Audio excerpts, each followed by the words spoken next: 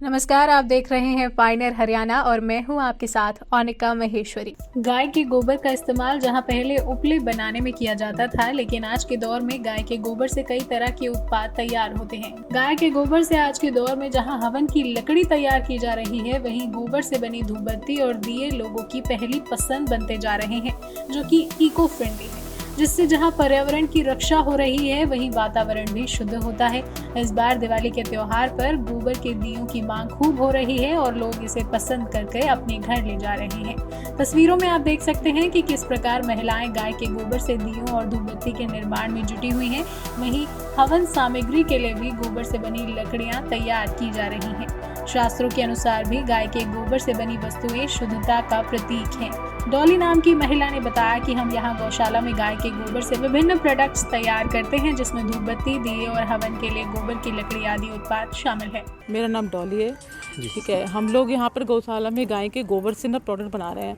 जैसे मतलब हवन, धुवन सुविधा, हवन लकड़ी, जैसे हम हवन करते हैं उसके लिए हम लकड़ी का उपयोग करते हैं। तो हमारी लकड़ियाँ कहाँ से आती हैं? हमारे पेड़ पौधों से आती हैं। पेड़ पौधे हमारे कटेंगे तो हमारे पर्यावरण को हानि पहुँचेगी। तो इसी पर्यावरण को बचाने के लिए, अपने पेड़ पौधों को बचाने के लिए हम लोगों ने एक हवन की लकड़ी बनाई है। इस तरीके से एक साँचा है, उसमें हम गोबर डाल के लकड़ी तैयार करते हैं और उससे हवन हमारा बहुत जल्दी, बहुत अच्छा और बिल्कुल एकदम धुआं प्रदूषण रहित होता है। उसमें हमारा घी भी बहुत कम लगता है और बहुत अच्छा हवन होता है।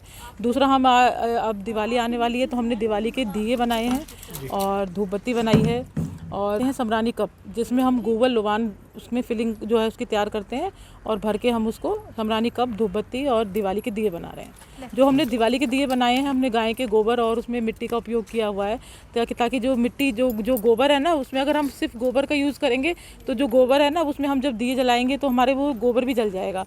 तो उसको बचाने के लिए उसमें हमने मिट्टी का उपयोग किया हुआ है।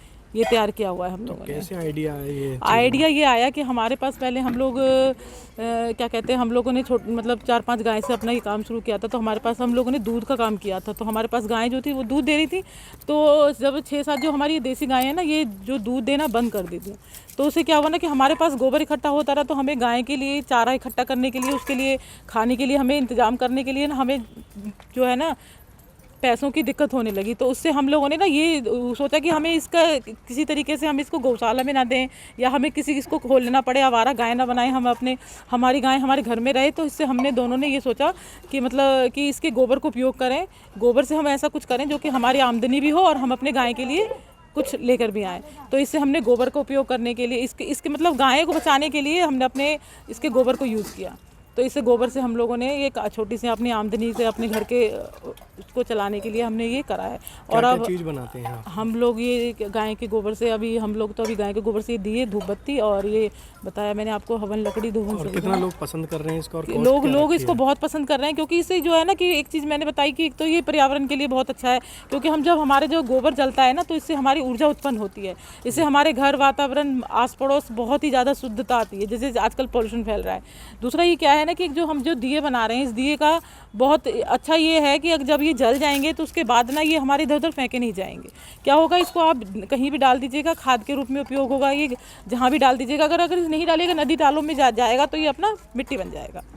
ठीक है ना। उससे और हमारे जो वो वाले जो मिट्टी के दिए होते हैं वो पकाए जाते हैं, वो गलते नहीं है, वो बिल्कुल वो होते हैं। उससे क्या होता है, कहीं पे भी तीर्थ स्थलों में देखा होगा आपने, रास्ते में फेंके होते हैं, लोग जाते हैं तो उनके पैरों में लगते हैं। हमारे ये दिए इस तरीके से नहीं है। हमारे ये दिए लोगों के लिए बहुत ही बेनिफिट है।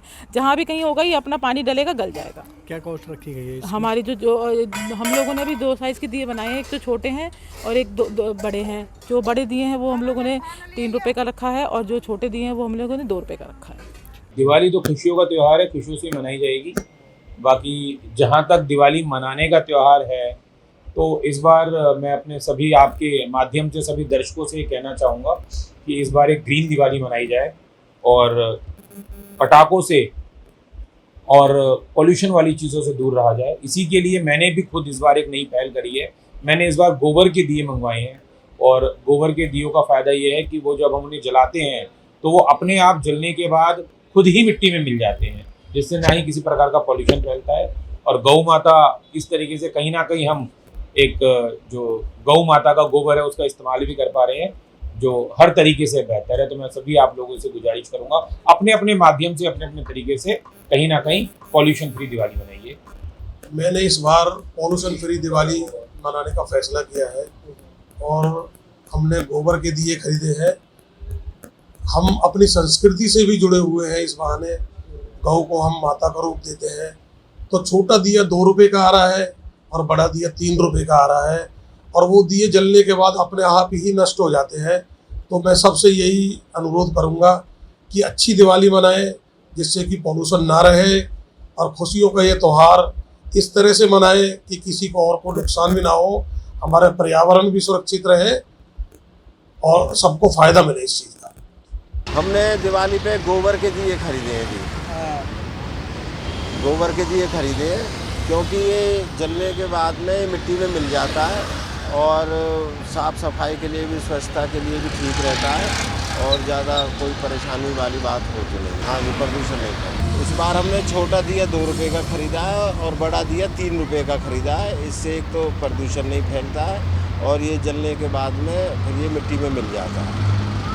राष्ट्रीय समाचार पत्र पायनियर हरियाणा पढ़ने के लिए डाउनलोड करें हमारी वेबसाइट पर प्रकाशित ई-पेपर।